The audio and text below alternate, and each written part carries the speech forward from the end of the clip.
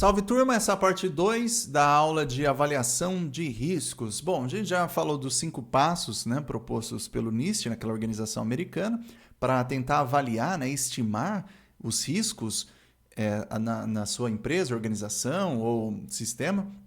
Agora nós vamos ver duas abordagens, uma mais qualitativa e uma mais quantitativa de como avaliar, de como estimar esses riscos. Aqui nós temos uma tabelinha bem interessante, onde nós temos aqui no eixo X o impacto, que pode ser baixo, médio ou alto, e nós temos aqui a probabilidade, que também pode ser baixa, média ou alta, a probabilidade de acontecer. E note que aqui a gente não está vendo probabilidade em valores, 50%, 30%, não. Nem mesmo o impacto. Aqui a gente só está tendo uma visão geral, mais simplificada, se a probabilidade é alta, baixa, média, de acontecer, e mesma coisa com o impacto. E o que está dentro dessa tabelinha, né, desse gráfico, esse mapa de cores aqui, essas cores são o risco, tá? Então, tudo que está aqui dentro seria o risco de acontecer, tá? Então, o que a gente pode ver? Então, suponha naquele exemplo que eu dei no vídeo anterior sobre um possível assalto que o motorista da van, né, conduzindo entregas, poderia acontecer. Então, você tem que pensar o seguinte, bom, a probabilidade para o trecho que ele comumente faz é baixa. Então, suponha que está aqui, ó, é baixa. Só que o impacto que vai acontecer se ele for assaltado é muito alto. Então, você estaria nesse trecho aqui, né?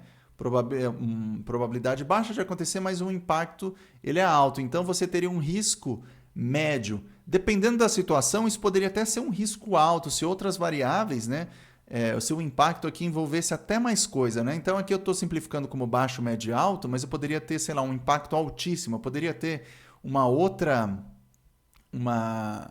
outra altíssimo, por exemplo. Poderia, ou grave, né? Um impacto grave, altíssimo. Eu poderia ter uma outra categoria aqui, o que deixaria esse risco médio como um risco alto. Então, aqui é uma visão simplificada, mas você poderia até ter um outro bloco para cá e um outro bloco para cá também como baixíssimo. Então, esse diagrama de 3x3, ele viraria 5x5, por exemplo. Ou, em outros casos, você tem um e-commerce, você tem um sistema de e-commerce e você tem a probabilidade de acontecer ataques, né, ao teu sistema para roubar dados ou fazer entregas, enfim, é alta essa probabilidade. O impacto de médio, se o impacto for médio, né, só atingir um pequeno grupo de pessoas ou atingiu muito, o impacto vai ser alto. Então você cairia aqui, ó, num risco altíssimo para isso acontecer e ocasionando um impacto altíssimo na tua empresa. Então, essa é a ideia, né? Essa tabelinha, esse gráfico aqui, 3x3, é mais ou menos uma abordagem qualitativa para você tentar qualificar, né, o risco da tua empresa olhando a probabilidade e o impacto. Então, note que nesse momento você já tem as possíveis ameaças disso acontecer, tá? Então, você, para cada ameaça e vulnerabilidade, você definiria o risco para elas acontecerem, né? Então, eu poderia ter, no caso de um e-commerce, né, uma vulnerabilidade seria uma possível invasão ao banco de dados e uma ameaça seria um cracker fazer esse assalto, né, essa invasão. Então, você estimularia o risco para isso. Para a mesma vulnerabilidade, você faria análise, sei lá, por uma pessoa de dentro da empresa acontecer isso. Então, você também tem um outro risco para isso. E assim você vai estimando para cada combinação de vulnerabilidades e ameaças quais são os riscos para acontecer, para esse parzinho acontecer, baseado na probabilidade e no impacto. Vamos ver aqui um pouquinho de uma abordagem quantitativa, como mensurar, né? Como tentar pegar algum valor mais numérico para tentar estimar esses riscos, né? Tem uma medida que o pessoal usa, que é esse Annual Loss Expectancy, o ALI, né? Vamos falar no português aqui, o ALI, que seria mais ou menos a perda anual esperada. Essa medida ela ajuda a determinar quando aceitar, transferir ou mitigar o risco.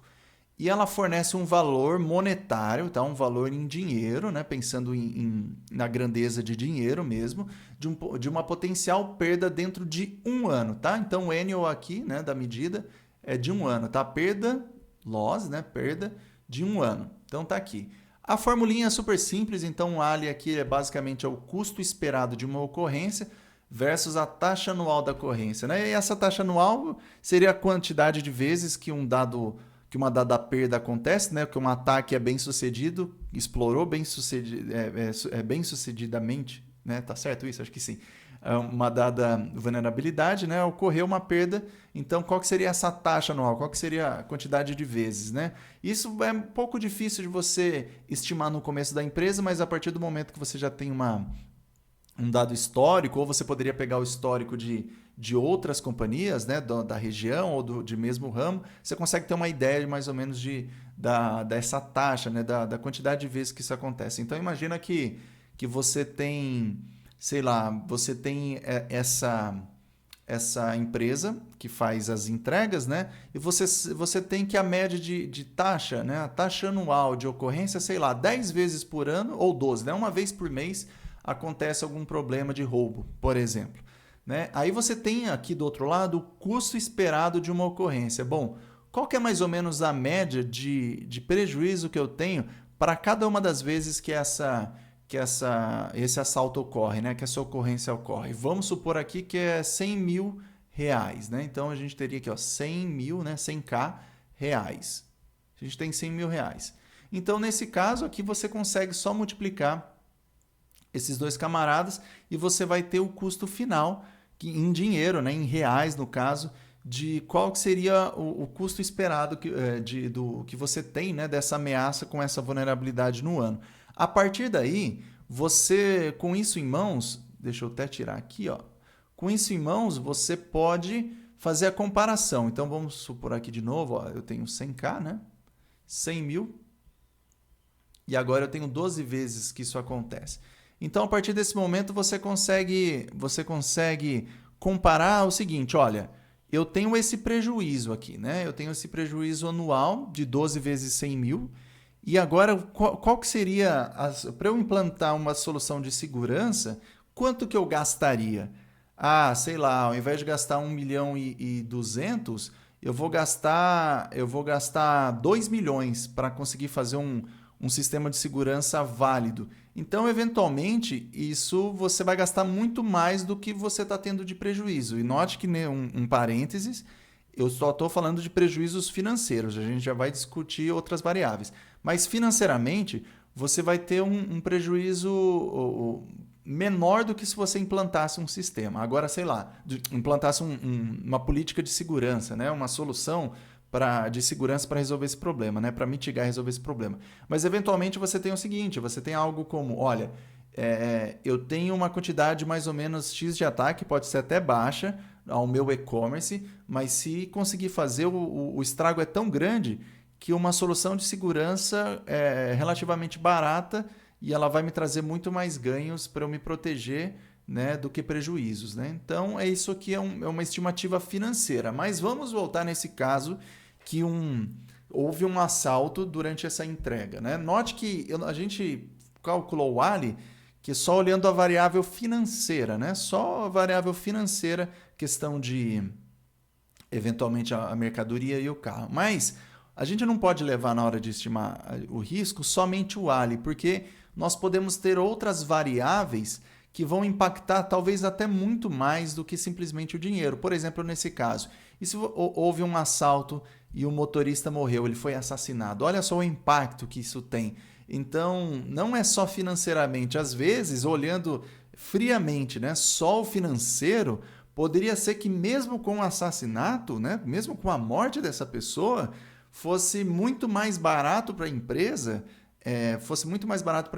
deixar isso acontecer do que implantar algum sistema. Mas, olha, a gente está olhando só o financeiro e não podemos olhar só o financeiro. Olha que caso grave, um funcionário, uma pessoa perder a vida durante esse trajeto. Então, o ALI é uma medida legal para a gente ter uma expectativa, né? Ter uma estimativa de qual que é o nosso prejuízo caso aconteça um ataque desse bem sucedido, né? Só que vários casos nós não podemos olhar só o financeiro. Esse foi um deles, né? Podemos ter podemos ter outras variáveis como a vida, né? Um dano humano que pode ter, né? Ou um desastre natural, que nem, por exemplo, as barragens lá em Mariana, né?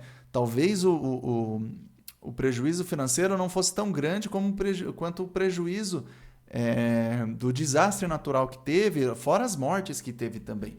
Então, para ficar muito claro, o Ali é legal para a gente ter uma olhada financeira. Talvez muitos dos ataques e dos riscos, das consequências serão só financeiras mesmo, não terão outras variáveis envolvidas, mas fique atento que você não pode só olhar para o financeiro, tá? Outras variáveis podem aparecer para você tomar cuidado também.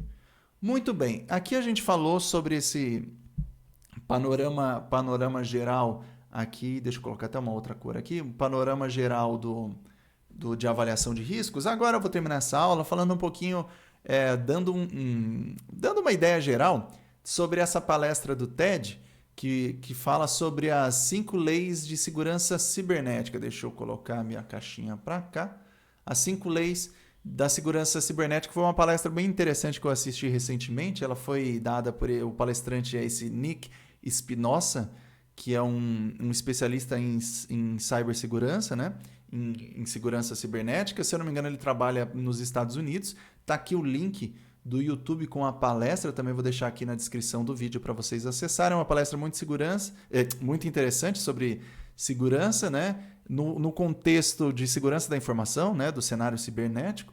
E aqui eu vou dar uma resumida para vocês do que ele falou. A primeira delas é: se há uma vulnerabilidade, ela será explorada. Então, acho que o resumo da palestra, eu vou falar das 5 leis, mas um resumo é como eu interpretei como nós somos ingênuos, né? Como o ser humano é ingênuo. Então, não podemos ser ingênuos nesse cenário cibernético.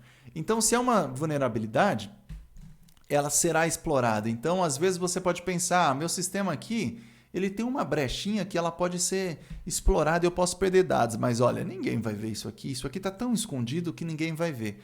Engano seu, porque pode ter um cracker ou pode ter uma pessoa dentro mesmo da empresa que pode olhar e explorar essa sua vulnerabilidade. Então, se há uma vulnerabilidade, ela vai ser explorada.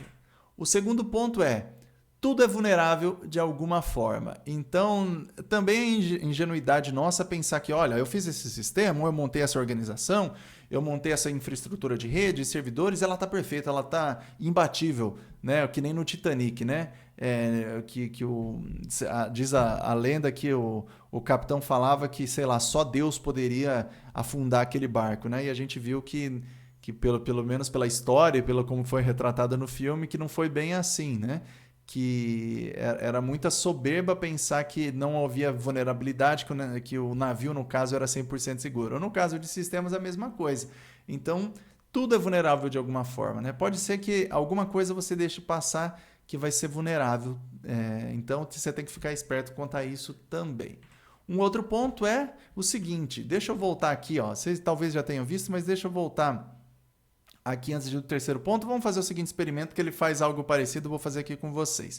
O negócio é o seguinte: pega teu celular, se você está assistindo isso pelo teu celular ou pelo teu computador, olha na parte de trás do teu computador, do teu celular. Dá uma olhada bem na parte de trás, olha, eventualmente tem a câmera, no caso do celular, dá uma olhada aí por algum tempinho.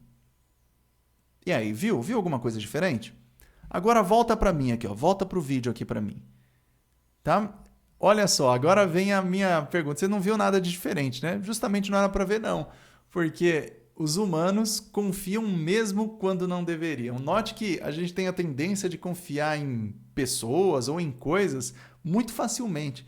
Então eu estou aqui, vocês confiaram, porque eu estou dando aula para vocês confiaram e eu falei para vocês fazerem algo sem sentido nenhum, que não teve nenhum propósito e muito provavelmente a maioria de vocês fizeram.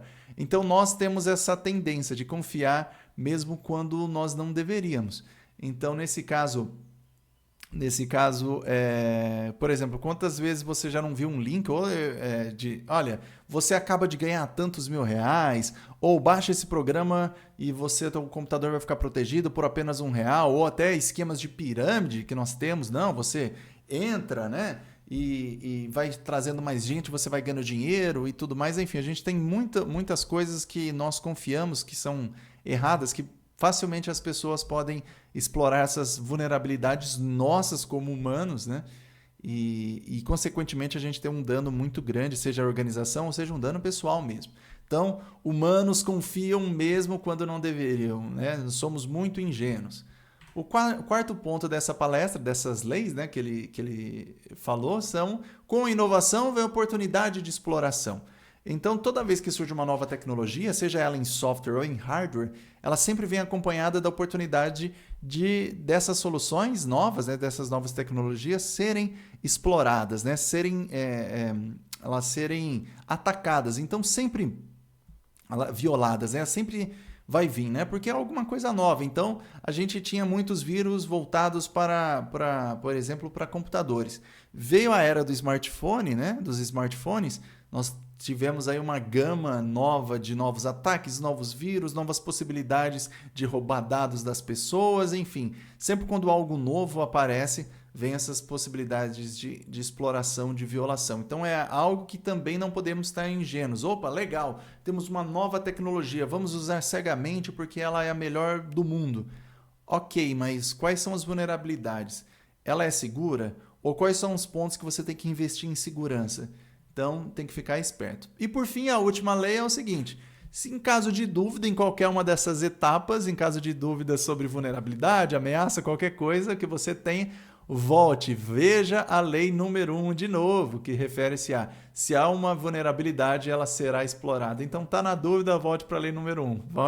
Vai ter vulnerabilidade no teu sistema, em alguma coisa, vai ter algum ponto falho que você tem que dar atenção. Então, eu acho que essa palestra eu gostei muito, sugiro que vocês vejam, porque tem a legenda em português, inclusive, e ela dá uma ideia geral para mim sobre a ingenuidade nossa, a ingenuidade humana, né? Nossa ingenuidade, principalmente voltada para essa parte de segurança cibernética. Pois bem, essa foi a aula de avaliação de riscos. Inclusive, a minha gatinha já está até arranhando aqui a porta, sinal para terminar a aula.